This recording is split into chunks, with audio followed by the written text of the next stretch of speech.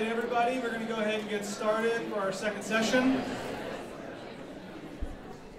So we've got a full room here, which I know because this is going to be very important to everyone here who is working as a behavior analyst or working or has a family member that has a child with autism. This is some important stuff.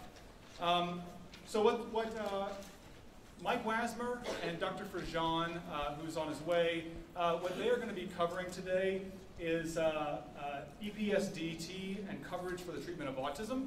I'm going to give a little bit of a background of TennCare, just to kind of clue everybody in, introduce Mike Wasmer and Dr. Frigon, and I'm going to hand it over to Mike Wasmer to really take over.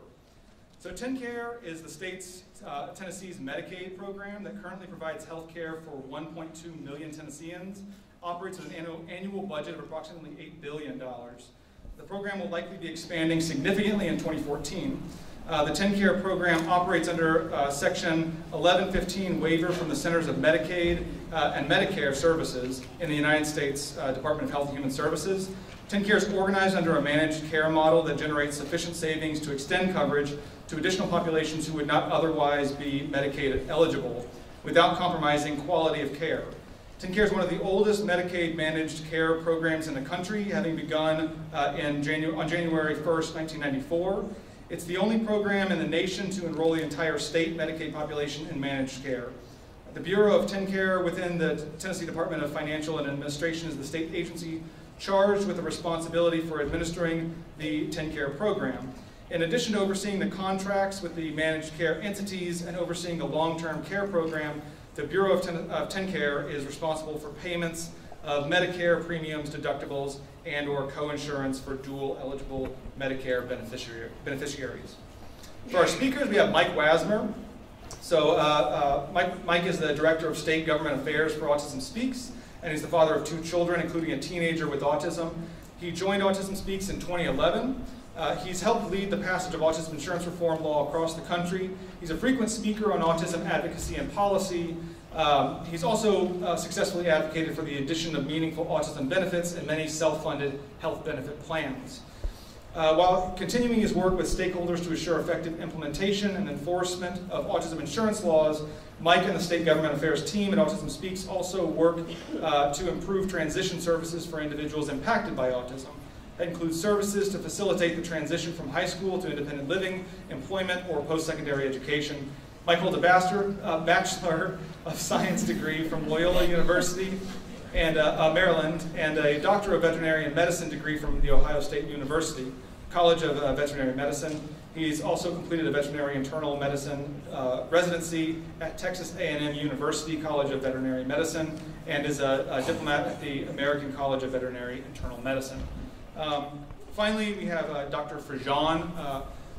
He's originally from Alexandria, Virginia. He graduated with a Bachelor of Science degree from the U.S. Military Academy at West Point, New York, and served in the U.S. Army as an infantry platoon leader in the 101st Airborne Division. He fought in the Persian Gulf War and was awarded the Bronze Star for Valor.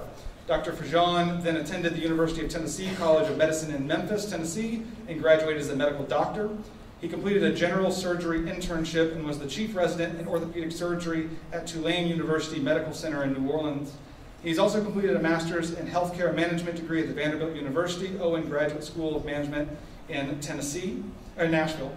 Dr. Frigon is board certified by the American Board of Orthopedic Surgery, has an active medical license in Georgia and Tennessee, has numerous academic publications and presentations, and is a reviewer for the journal Orthopedics. Dr. Frigon started Logos Medical Institute, a successful medical consulting business, then became vice president and lead medical director of Unum Insurance, the largest disability insurance company in the world. He's now the chief medical officer for the Tennessee Healthcare Finance and Administration Bureau of TennCare in Nashville, where he supervises the medical, dental, and pharmacy programs for the state.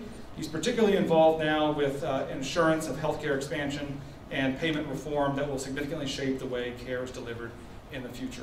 That was a mouthful. Essentially, we have 2 very knowledgeable people that are about to provide a lot of information that's going to be important to you all. So I'm going to hand it over to Mike.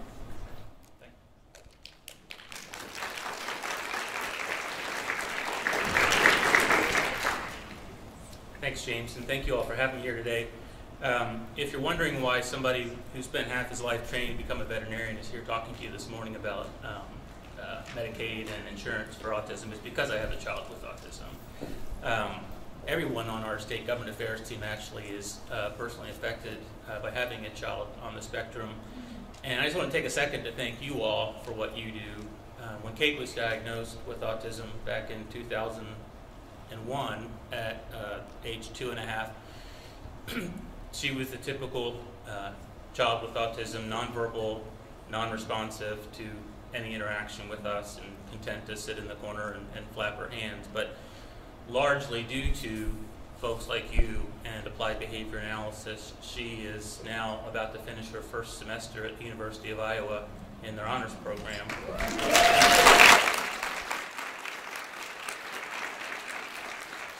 It still gives me chills to think about it and to think how far she's come. She's kicking butt academically, and she's using her resources at the university, and she's advocating for herself, and that's really the most that I could ask for as a parent. So thank you so much. A little bit of an overview of what we hope to accomplish this morning is to simply review what is EPSDT and what is Medicaid's obligation to cover medically necessary treatment for children with autism. We'll also review a bit of the history of how TennCare has covered ABA in the past and some recent changes to their policies as it relates to that. And hopefully Dr. Frigon will be here. As James mentioned, he is the medical director for TennCare, and we've been in conversation with him for the past several years to try to address some of the lingering concerns with this way this benefit's been implemented, and hopefully he will be here to answer some questions. If not, I'll do my best to fill. So what is EPSDT? It is a bit of a mouthful, but the acronym stands for Early Periodic Screening, Diagnosis, and Treatment. This is a very robust benefit administered by Medicaid that has been around since 1967, and it was designed to assure that all Medicaid-eligible children aged 0 until they turn 21 have access to early detection and care for health problems so that they are averted or diagnosed and treated as early as possible. So that sounds very broad and generous, and in fact it is. But we need to start by saying who is Medicaid eligible. Federal laws give states pretty large discretion in determining who is Medicaid eligible. So if you go from state to state, those pathways are going to vary somewhat. I do have a link, and I've sent a copy of this presentation to James, and I think he's going to put it on the TABA website. So if these links to the resources that I have in here aren't working, my email address is on there, so please reach out to me and I can help you with that. But there is a link to the site on TennCare that talks about different eligibility pathways. They consider both financial and non-financial aspects. When it comes to finances, obviously income and resources. Non-financial things include categorical things and residency. Categorical meaning children, pregnant women, and also it's important to acknowledge that any child who's enrolled in a HCBS waiver program are also entitled to EPSDT benefits. Some states have what's referred to as a Katie Beckett waiver or a TEFR state plan option. Katie Beckett was a young woman who was diagnosed with encephalitis at a very young age, and as a result required very intensive hospitalization. She recovered to the point where her care could have been administered in a home setting, but the Medicaid rules at the time were such that if her care was being provided in an institutional setting, then the parent's income would be waived and she would have remained Medicaid eligible. However, if she goes home and gets the same level of care at home, then the parent's income is therefore considered and she loses her Medicaid eligibility. The parents can't afford to pay for that. So it was incentivizing people to remain institutionalized. Recognizing the nonsense of that, The federal law was passed that allowed states to provide this TEFRA waiver, which basically does waive the parent's income for children who meet the state's definition of institutional level of care. 18 states have adopted this waiver, including plus the District of Columbia. Unfortunately, Tennessee has not. From an advocacy standpoint, it's a big lift, but that is something that you could consider advocating at the state level to ask them to adopt this option. So in this acronym, it's the T that has been frequently forgotten. The T, again, stands for treatment. And EPSDT requires states to provide access to any Medicaid coverable service in any amount. So no dollar caps. There is an age cap. Again, the child can receive those benefits until they turn 21. But any benefit that is medically necessary, regardless of whether the service is included in the state's plan. Federal law doesn't define medical necessity.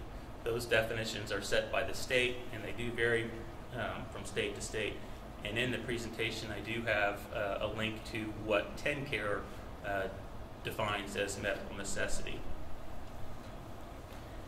As it relates to coverage for applied behavior analysis through ABA, again, this benefit has been around for decades, but most states were not acknowledging that it applied to children with autism.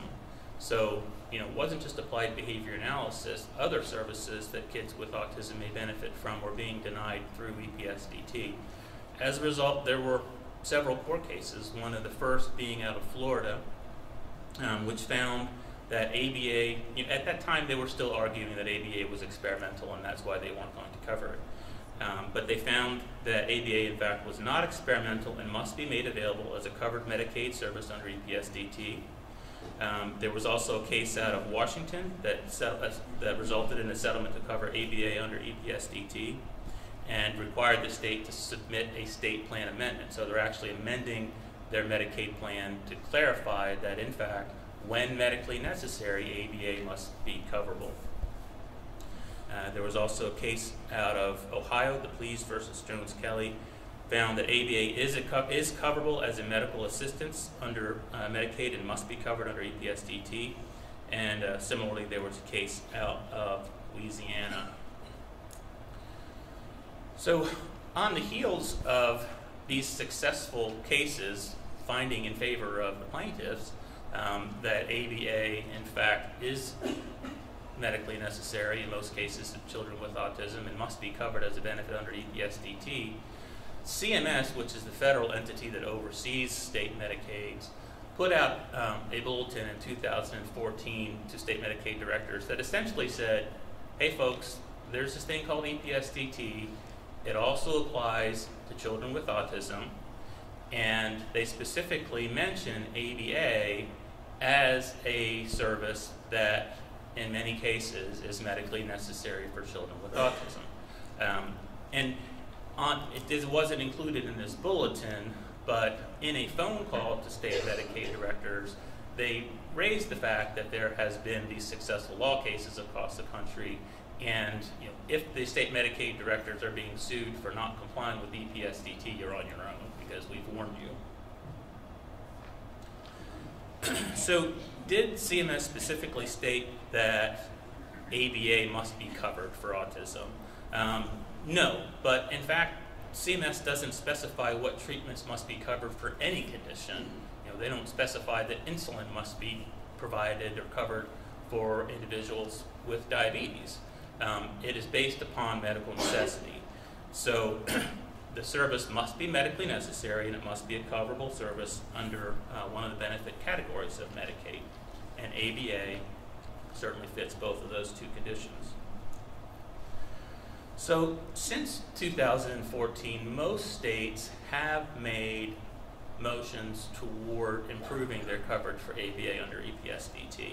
They've either modified, amended their state plan amendments to clarify the benefit, or they're simply doing it. And in fact, they don't need a state plan amendment. Tennessee has included in their guidelines that ABA was a covered benefit for a long time. There are issues with how that benefit was being implemented, so I'm not going to say that they necessarily covered it. But you don't. The short answer is you don't need a state plan amendment to cover the benefit. But as you all have seen in Tennessee, we are also seeing, even in states who have modified their state plans and are taking affirmative action to make a positive change, they're still seeing significant issues with implementation. And many of these issues are similar to the implementation problems that we see in the private insurance market. And as James mentioned, one of your legislative efforts, and I'm very glad to see TABA putting on your agenda to take a more active role in the legislative process, specifically with the autism insurance reform.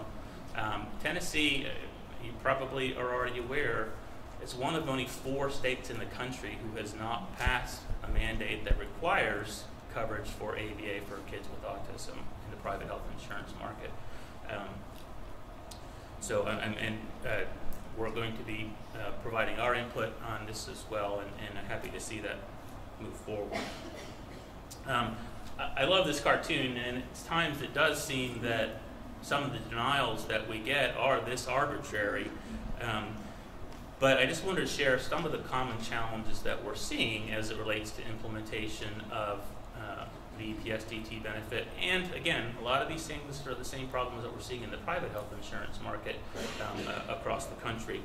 And the first is simply public awareness of the benefit, and what I like to refer to as an insurance IQ. Many people don't even realize that they could be getting coverage for ABA if they are Medicaid eligible here in Tennessee. So I think it's important for us to educate the population, and in your position, you're working with clients, make sure that they are aware that they can be getting this benefit. And as it relates to insurance IQ, frankly, insurance is very confusing. When Kate was diagnosed with autism, all I knew about insurance was that I had it, I had a $20 copay, and I rarely had a problem when I got sick. But when Kate was diagnosed with autism, that all changed because everything that she was prescribed was denied. I appealed, it was denied. I appealed again, it was denied. And at that point, my wife was pregnant with our second child. We're trying to figure out how to get the providers in to provide the treatment that she needs. We're trying to figure out how to pay for it. We've got a new child on the way.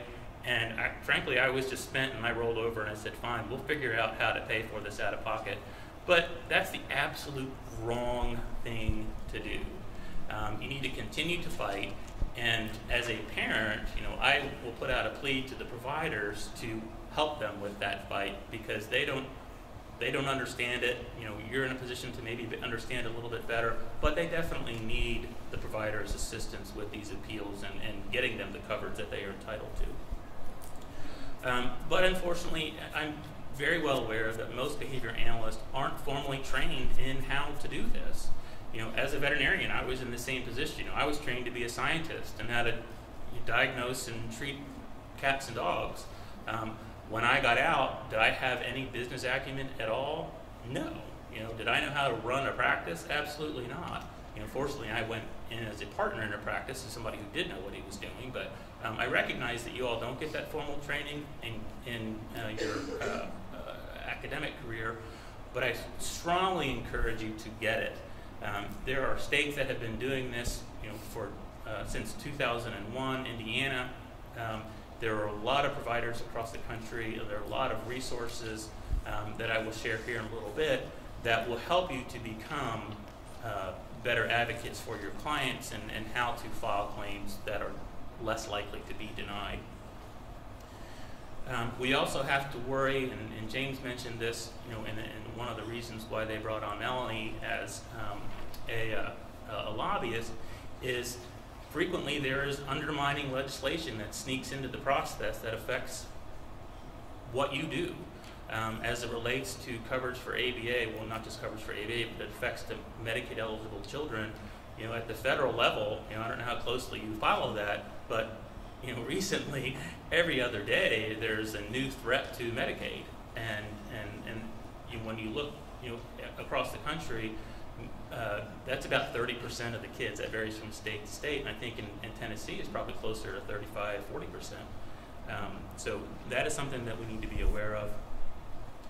There are also issues with provider credentialing and reimbursement rates, and ongoing denials. And some of those denials that we're getting are simply procedural. And what I mean by that is, yes, there are going to be issues with Medicaid or the state TennCare's interpretation and how they're implementing the benefit that we disagree with.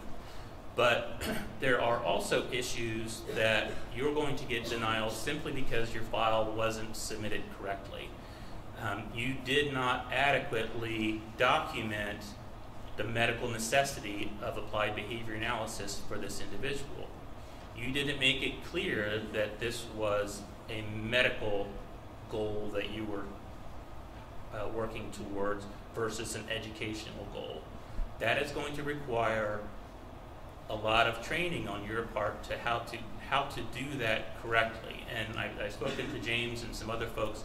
I'm more than happy to help facilitate some sort of a webinar. I'm not a behavior analyst, so I know this from a 10,000-foot level, but there are behavior analysts across the country that do this every day, and last week was Alabama ABA's meeting, and I spoke there. They recently passed their autism insurance reform law. So similar to here in Tennessee, many behavior analysts in the state have never submitted a claim to insurance. You're all working private pay, or you're in academics. So they need to be trained up. So what ABA did was to bring in Tim Courtney and some folks from Little Star in Indiana, and they had a 5-hour pre-conference workshop on just talking through how to submit a clean claim. Make sure that not only are you documenting medical necessity, you're crossing your T's and dotting your I's, and you're making sure that everything's coded properly. So there are some procedural issues, but then again, there are going to be implementation issues on TennCare's part that we need to question. Those include overly burdensome prior authorization processes or other guidelines that are restricting access to what we feel is medically necessary care. I would encourage you to become familiar with this law. It's the Federal Mental Health Parity Act, or MAPIA, which is the Mental Health Parity Addiction Equity Act. It is a very, very powerful law that says that plans are prohibited from imposing financial requirement or treatment limit restrictions that are more restrictive than the predominant financial requirement or treatment limit restriction that applies to substantially all medical surgical benefits in the same classification. So what does that mean? Basically it means because autism is defined in the DSM, or the Diagnostic and Statistical Manual of Mental Health Disorders, it is by definition a mental health condition. And so what MAPIA says is that you cannot implement a benefit to a mental health condition any more restrictively than you are doing to substantially all medical surgical benefits. And that has become a very powerful tool that has helped us across the country. It also makes the distinction between quantifiable limits and non-quantifiable treatment limits. Quantifiable limits, obviously things like dollar caps or visit limits. And we would argue also age caps. That hasn't been litigated, but we would argue that that also is a quantifiable limit because it is essentially a lifetime limit on the amount of services that a child can receive. And those are in fact prohibited under MAPIA.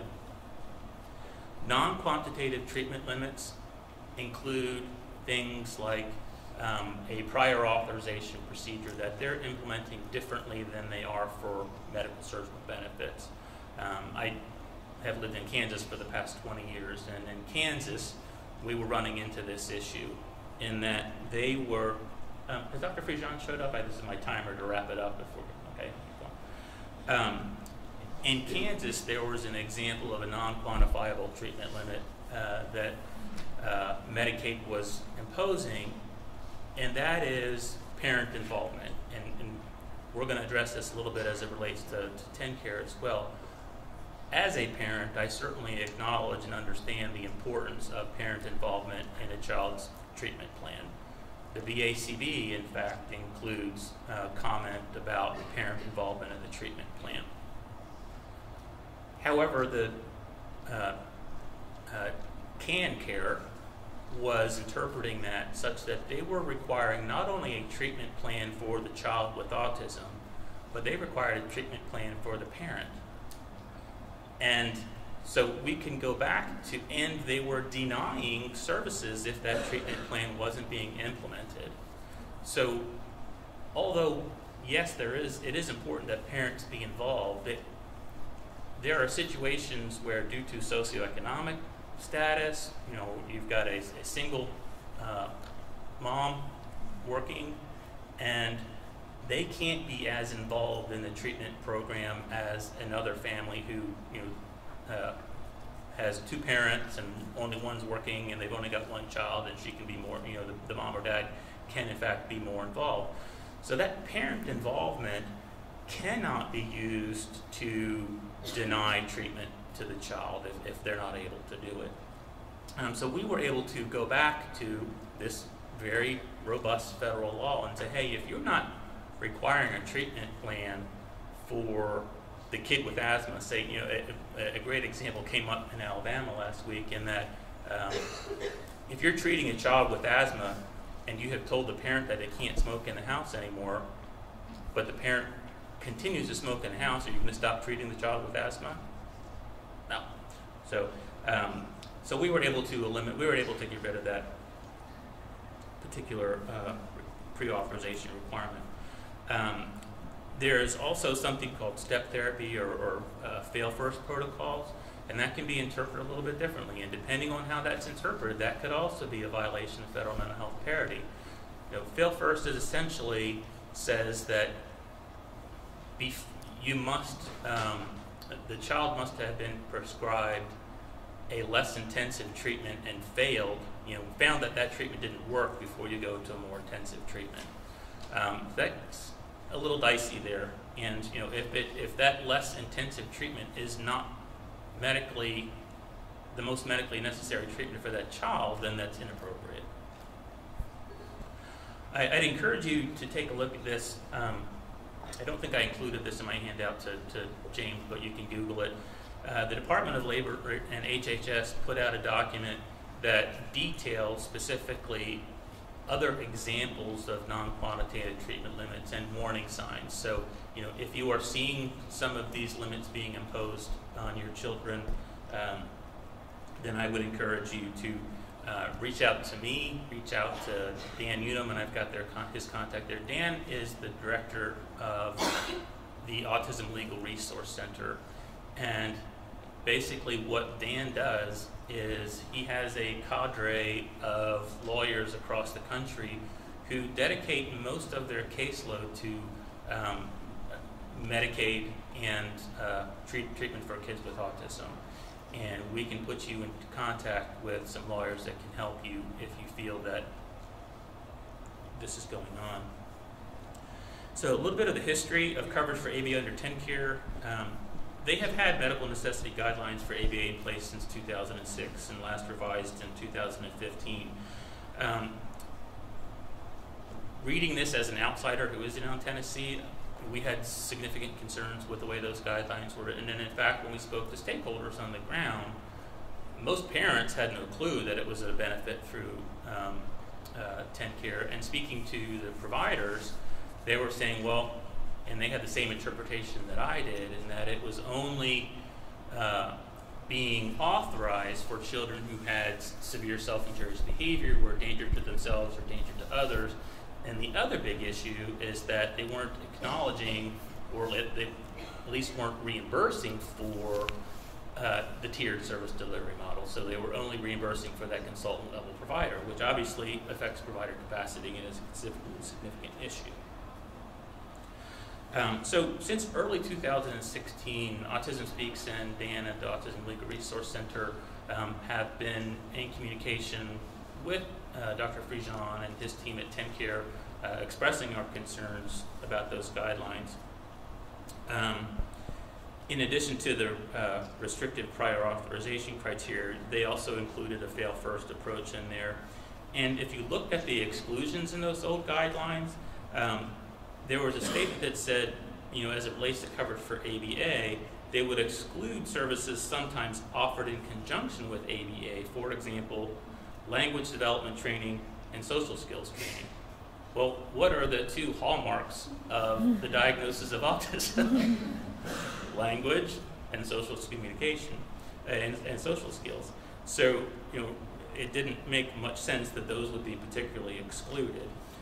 They also excluded coverage for self-care and specifically pointed out low-VOS therapy as an exclusion. And I'm getting ahead of myself a little bit, but that remains, low-VOS therapy remains an exclusion in TennCare's rules and regulations. They interpret low-VOS therapy as being, although they acknowledge that it is a form of ABA, TennCare's interpretation is that low-VOS is used for educational purposes and not medical purposes. So I've raised that concern with TennCare. They're open for discussion. If you all are providing low-VOS therapy and you're getting denied through TennCare, please let me know.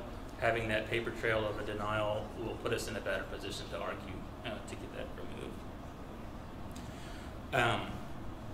So TennCare's response, we went into these meetings hoping that, and we made recommendations to change the guidelines, and we were expecting that they were going to make amendments to those guidelines, but the response was not to change their guidelines, but to eliminate them altogether and simply allow the individual MCOs to craft a policy as it relates to ABA, as long as their policies are consistent with TennCare's general medical necessity guidelines.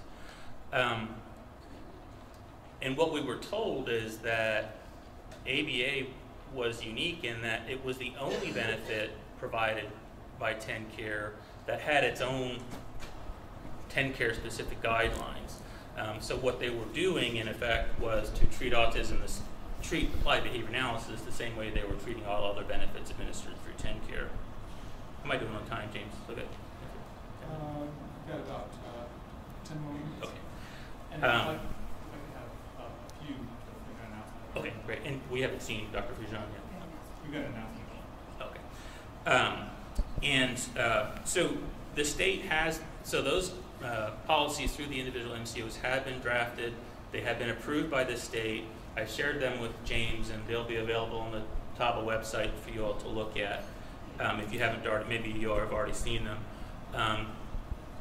I still have concerns with all of the policies to some extent, but what should you expect with this change?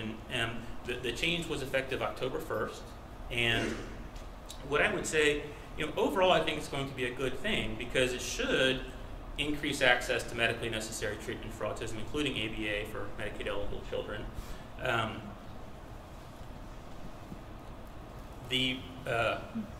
Depending on which policy you look at, some of it still looks very similar to the old guidelines, but overall I do think that it should be less restrictive pre-authorization process for pre-authorization criteria for ABA, so that any child with autism who has adaptive behaviors that need to be worked on or maladaptive behaviors that need to be addressed can be approved for coverage.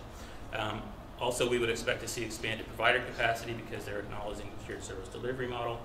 But the other thing that you should expect is that there are going to be growing pains. Again,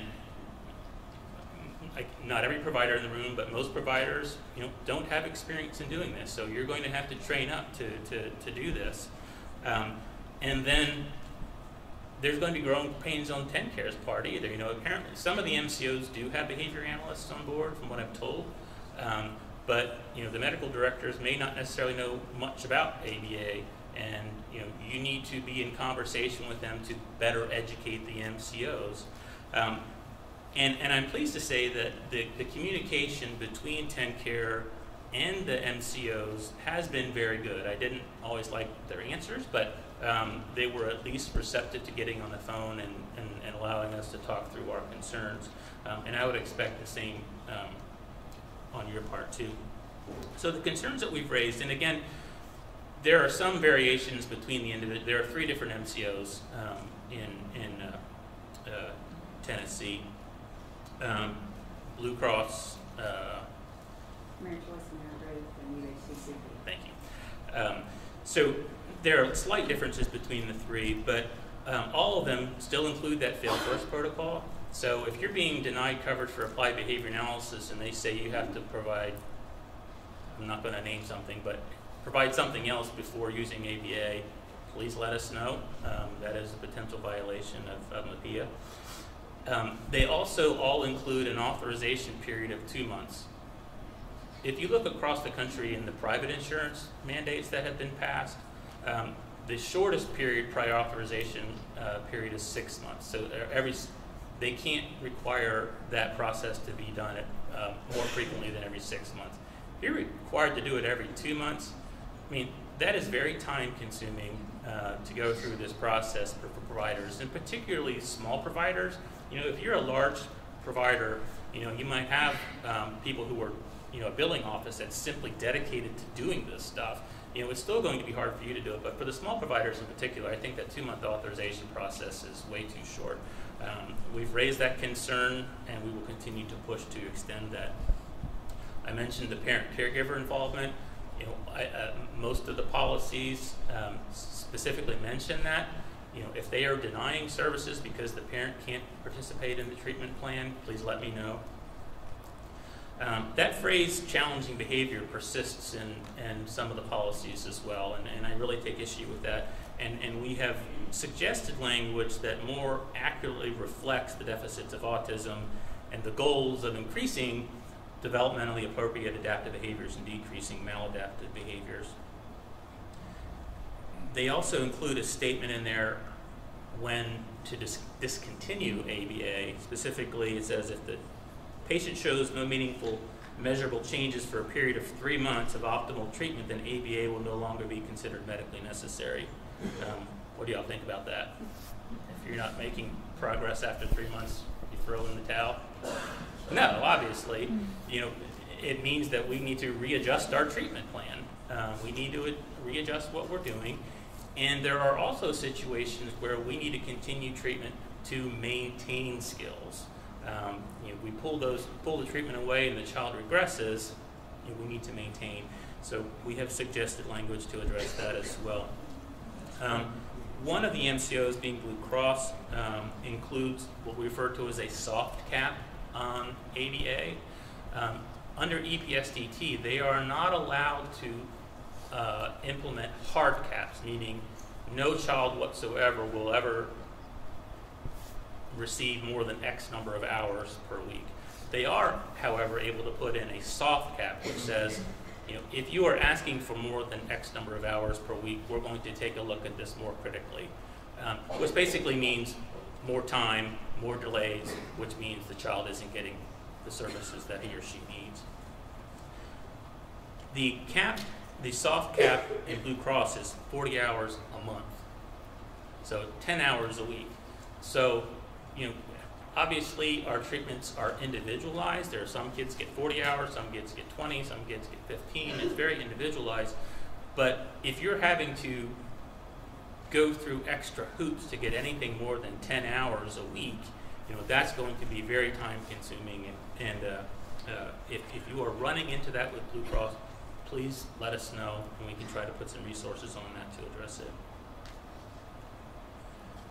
The other is, if you've looked at these, Blue Cross has their policies, how they're going to implement ABA, but at the very end, they've got this statement.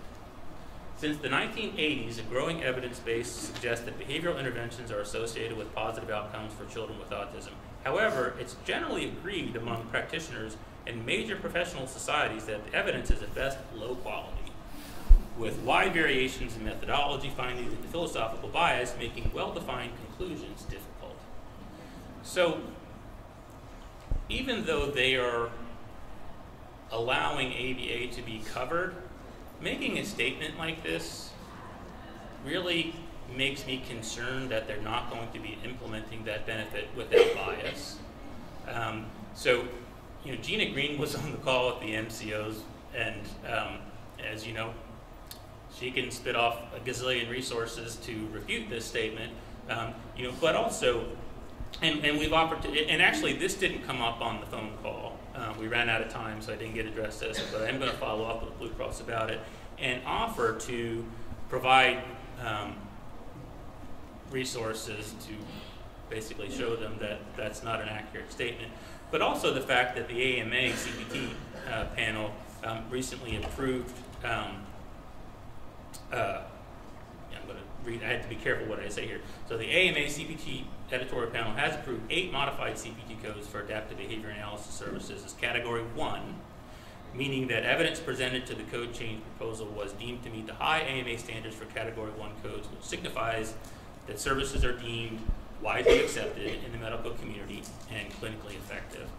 So that's a very powerful statement. If the AMA is recognizing this, then so should Blue Cross Blue Shield. And we're going to request that that be removed. So tips for you, and I'll wrap up, is that please educate yourself when you're here, and I applaud you for that.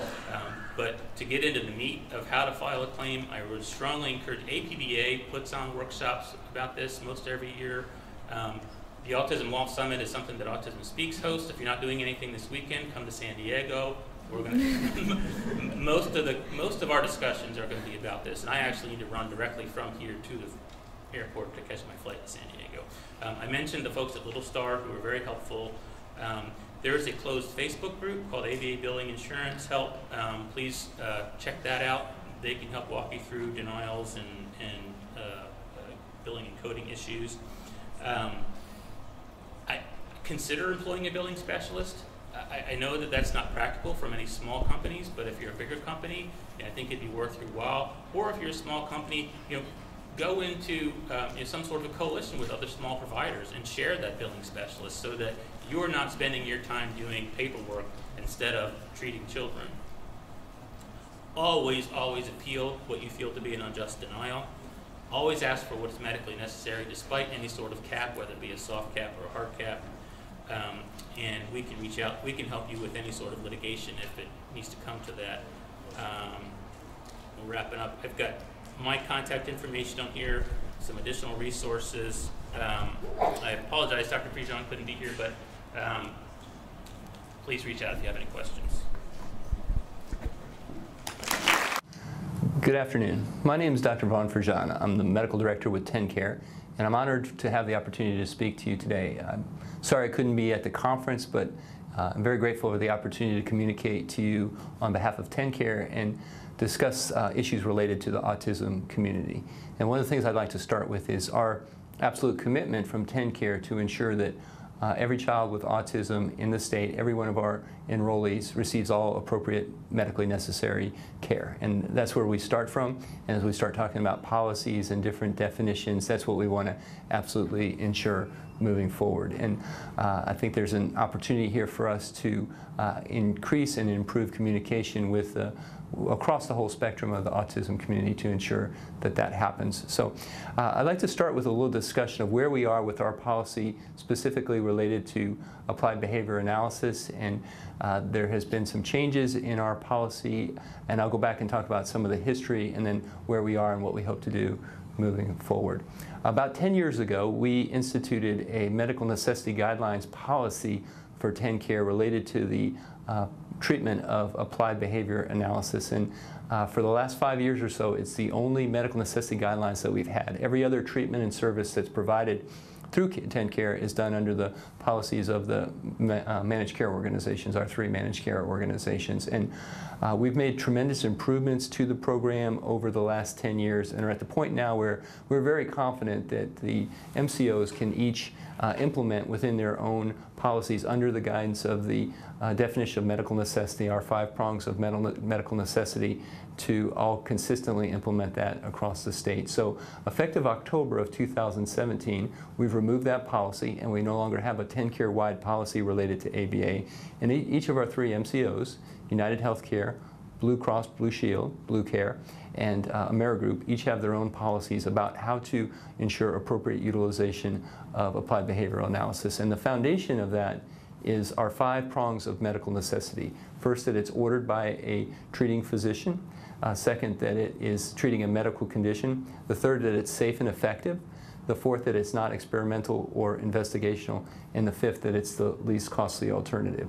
And so the policies for each of the MCOs all fall back on that. And there's some changes that have been implemented. Prior in our policy, it limited the types of providers that could provide the service of ABA, and moving forward, it's no longer going to be limited to just behavior analyst or applied behavior analyst. At the discretion of the MCOs, they can contract with other appropriate providers to provide that service. And one of the fundamental processes of TennCare is that our 3 managed care organizations are at risk. We hold them accountable for providing appropriate care, but in terms of setting their network, they're each at their own discretion. So this is not in any willing provider state, and the MCOs, with the provision that they have to ensure that there's an adequate network, each provide and contract with whatever providers in the state that they think are appropriate. And the foundation of that is they're financially at risk, and they're incentivized to meet the quality and the outcome and the network adequacy standards that are in place through their contract, but that they are also incentivized to contract with the right providers across the state. So that's a fundamental principle that we're working on.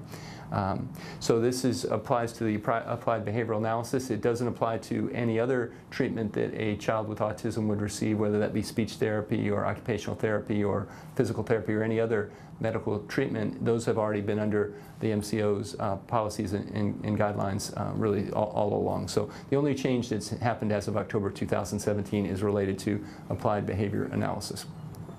So we've had a lot of communications with representatives of the autism community over really the last several years, and have had discussions just recently with the medical directors from our 3 MCOs with representatives to ensure that this is as smooth a transition as possible. And that's where I'd ask for your help as well. As you see opportunities to improve the process, if you see children with autism who are not getting the services that are appropriate for them, that are medically necessary, we'd very much like to know about that.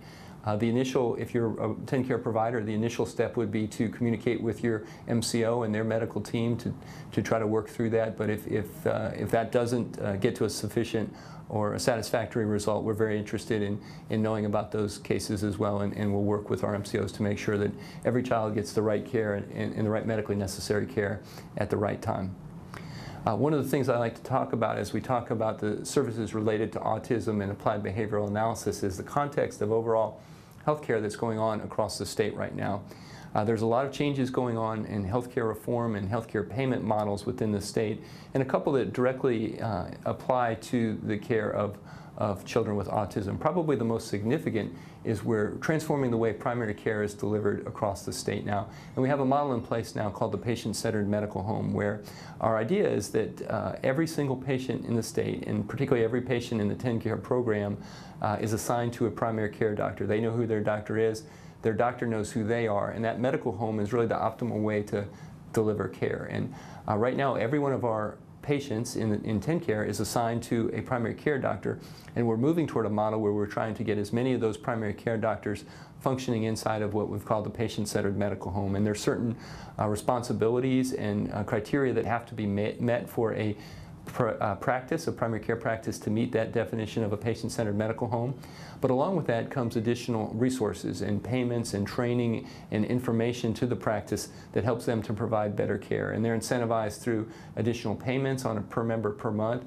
And they're also held accountable on the results that they're getting with those payments in terms of quality metrics and also in terms of utilization and cost effectiveness. And so the primary care doctors are incentivized to work with providers across the state in terms of trying to optimize outcomes and improve the value of the care provided. And that applies to children with autism as well. So providers across the state of all different types are interacting now in different ways with primary care doctors as they receive these additional resources and have the ability to reach out to different types of providers to try to optimize the care that's being provided to patients, particularly those patients with more challenging conditions. And one of the things that we've done, in addition to the primary care transformation, is around an episodes of care model. So we have created about 50 of those episodes now that are more acute or specialized interactions between a patient and the medical system that range all the way from upper respiratory infections and urinary tract infections to a more specialized care like total joint replacements or hip fractures. We just completed our 8th wave of these episodes now, and we're well on our way to implementing about 70 over the next several years. And the goal is to get as much of our spend in the state through one of these value-based models as possible, where providers, no matter what type they are reimbursed and rewarded based on the outcomes that they achieve rather than the fee-for-service volume-based model that historically has been in place. And for most providers, that's really a significant change in the way that they deliver care, in moving towards this model where they're actually measured in the outcomes that they get rather than just the volume of services. So that's a quick outline of the reform methods that we have in place that are moving us in, I think, a positive direction in terms of improving outcomes for our patient populations. And one of the things we always talk about is this is not just related to TennCare. We're working with the commercial payers in the state, the Medicare Advantage plans, and we've even had discussions with CMS and some of the Medicare populations and how we can work with them on their payment reform initiatives as well. One of the things I'd like to do is answer a few questions that have been raised and make sure that everybody's on the same page. So the first question is, how does TennCare recommend that a ABA provider become credentialed and contracted with the state? And I thought it might be helpful to talk you through the process of going from a provider of any type who's not contracted with TennCare to one who's contracted and can begin providing services and getting paid for those services. And it starts with obtaining an NPI number, a National Practitioner Identification Number, and that's obtained from the federal government through CMS. And once you have obtained that number, then you can go through a process with the state through CAQH where you obtain a Medicaid number, a registration number. And that's the first step, is getting that registration number. Once you have that number, and that takes generally about a week to get that number once you have your NPI, and that's an all-electronic process that's done through TennCare. Once you have your Medicaid ID number, then you can approach each of the 3 managed care organizations, Blue Cross, United, and AmeriGroup, about contracting. And I mentioned earlier that the contracts are at the discretion of the MCOs, and that includes how the contracts are structured and how they're reimbursed. But each of the MCOs also has a credentialing process where they will go through and verify the appropriate credentials for any provider who wants to participate. And once they're through that credentialing process, then they have a very specific contracting process. And the payment model and what codes are appropriate to use within that model are all, again, at the discretion of the MCOs. And that can vary from MCO to MCO about what code they use and what code is appropriate for a given service. The second question is around how do we ensure that there's appropriate implementation and utilization of services, and particularly ABA, across the 3 managed care organizations. And I mentioned earlier that every other service that we provide is implemented through the MCOs with no specific policy from TennCare. These medical necessity guidelines that we removed in October of 2017 are the last specific policy that we had in place. So this service of applied behavioral analysis will be treated just like every other service moving forward. And TennCare's responsibility is to make sure that the MCOs are implementing that consistently across the state and across all 3 MCOs. So we'll be watching that very closely. We have regular discussions with the medical directors and the operations teams of the MCOs to ensure that they're implementing appropriately, that they're maintaining an adequate network, that services are available to children in an appropriate setting.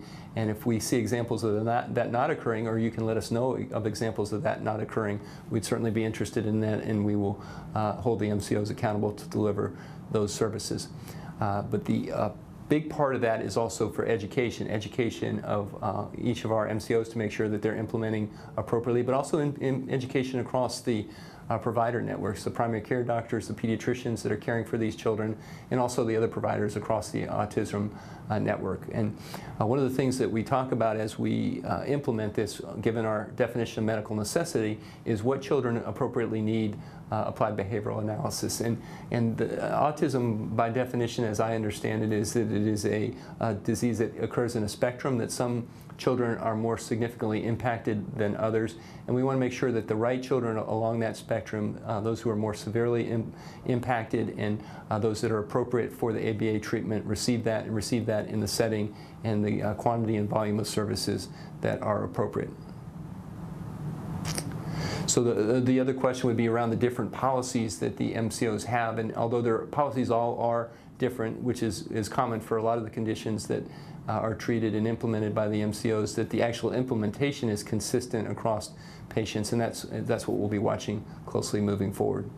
So my intention in presenting to this meeting is to continue a conversation. We've had a lot of conversations with professional organizations and other representatives of the autism community in the past, and plan to continue those conversations, and are very interested in feedback from you as you see opportunities arise that we can do things better. Thank you again for the opportunity to participate in this conference through video, and let you know that we are very open to feedback moving forward. Thank you again.